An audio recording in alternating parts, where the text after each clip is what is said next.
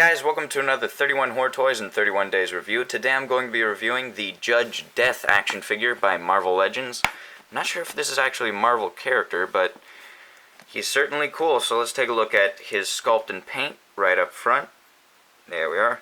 As you can see, he has a nice creepy grin, and I think that's painted very well. It looks like rotted teeth that are just grotesque. He's got sort of a brown gum area there. Then he's got green skin that's accentuated with some black wash. And something I will point out is, as you can see, this sort of fencing around his eyes there. If you want, you can actually lift this up and see a little bit of eyeball and stuff in there. I don't know, it's creepy looking. One of these days I may just try and remove this entire helmet just so I can see that. It's got my curiosity. Okay, anyway, he's got these huge shoulder pieces, which, yeah, I think that fits the character. It's kind of nice. It's got sculpted detail on it, like little textures. These little holes all around. And then that creepy little chubby looking bird. I don't know, that doesn't look so scary once you look at how chubby it looks. And then it's got these tiny little stumpy feet. Oh my goodness, this thing is cute. Why has he got a cute little plushie on his arm? That's not scary. This guy's supposed to be like death or something. Okay, and then he's got this part here that's all bones. And this is all supposed to sort of resemble the Judge outfit, which, as you can see here, he's got this big, weird, golem-looking thing on his shoulder that's golden. Then he's got this part here for Judge Death that's all bones. And then just like different parts of their outfits sort of resemble each other a bit, which I think looks really cool. Like his says Death and it's got a skull. Dread's just has sort of a badge with, I don't know, I like this, how it's a zipper attached to it with a chain. But Judge Death does not have that. He has sort of stitching keeping his shirt together. And then they've got the belts are kind of similar. It's got an eagle here, and this has some sort of monstrous demon thing. And then they've got the knee pads, which I kind of wish they did something creepy with these knee pads instead of just making them big, clunky knee pads. But whatever. No huge complaint there. Yeah, so he's also got, for the elbow pads, it's weird. It looks like fingers, whereas, of course, Dread just has regular elbow pads. And that's pretty much where the similarities end. We can take a look at the figure overall. Yeah, see, it's fingers. Creepy. Okay, and then he's got this nice textured sculpt all around his body, just these wrinkles, and it's accentuated with a black wash that's very thickly put on there, which I think is fair because he's supposed to be like a rotty type corpse. I really like the comic that I saw of this guy. I'm pretty sure he's in more than one, but the one I saw, it was pretty cool. He's got these little toesy woesies, and it's kind of just odd how it cuts into his feet here. It's got these skinny jeans that are, I don't know, have you ever seen a skateboarder wearing these skinny jeans? This is exactly what it looks like. Got the knee pads and all. Yeah, that's just like dead on. Then he's got these peg holes at the bottom of the feet in case you want to display them on a peg stand or whatever.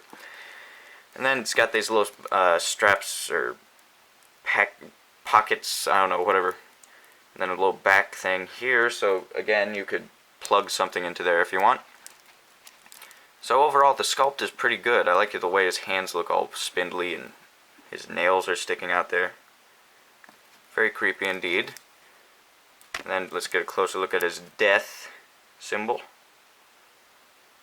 Yeah, very nicely done. Let's do a quick look over. Okay, so that's his sculpt and paint. No complaints there. Really, it's well done. He looks very spindly, very grotesque looking, and he's a lot taller than Judge Dredd, which I believe is accurate to the comics. He's supposed to be like some big wraith thing, and that is kind of matched. Something I will point out is one leg is longer than the other, so he stands a little oddly. Just take a look if you have him straight-legged. One foot sort of just like dancing around there. So you gotta have him leaning off to the side. I'm gonna call that a sculpt problem. Maybe an engineering problem, but sculpt, definitely. Okay, so let's take a look at the articulation now, which of course this is a Marvel Legends figure, so he's going to excel in that. His head can turn that far over there, you can go all the way around that way, and then it's got a hinge so that he can look up way far and he can look down way far as well. And then no head pivot, unfortunately, something I do like because it gives a little bit of character in that leaning head look. But instead it's just solid there. And then at the shoulders he can move full 360. And then he can move up that much, inhibited by the shoulder piece, which is kind of expected. And then there's a spin at the, I guess the beginning of the bicep you would call that, maybe still the shoulder. And then he has double jointed elbows, and then at the wrist he can move up that much and inward that much. You can go full 360, and then he has finger articulation where this one finger is articulated separately from these three, so you could have him like pointing at people, saying like, "You're next." It's kind of a creepy look. I like how it's a curved finger, something that you kind of see with these creepy things when they point. And yeah, at the other shoulder it's inhibited by this as well, so he can't do a full 360. He can kind of move up that much and then backward that much at the shoulder. And then it's inhibited going upward, which, yeah, not quite as much as this side. Then he has that spin, double jointed elbow, basically everything is the same, even to the fingers. And then at the waist here, or I guess at the abs, he can do a crunch forward that much. It can pretty much only move like that because it's a one-step thing.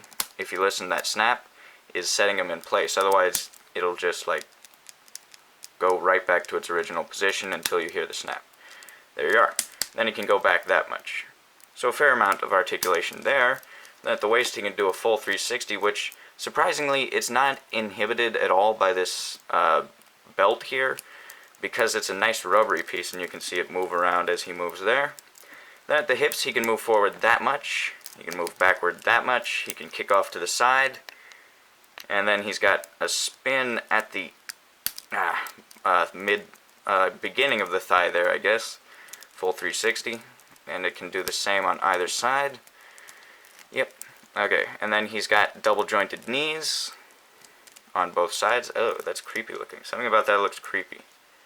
Okay, and then at the feet, there's no swivel, unfortunately. That's kind of odd. But there is ankle pivot, which, yeah, that's like a lot of ankle pivot. Let's just take a quick look here. Here he is completely utilizing that ankle pivot. This is like the farthest, I don't know, he's got an odd way of articulating, so it's kind of hard to tell there, but there he is with his feet still flat on the floor. It's pretty neat, except for he's so spindly he can't really hold himself up. It's not really looseness in the joints, because his joints aren't really loose, it's just he's too spindly. His feet are too tiny and all. Okay, and then he can also move forward that much and backward that much with the foot on both sides.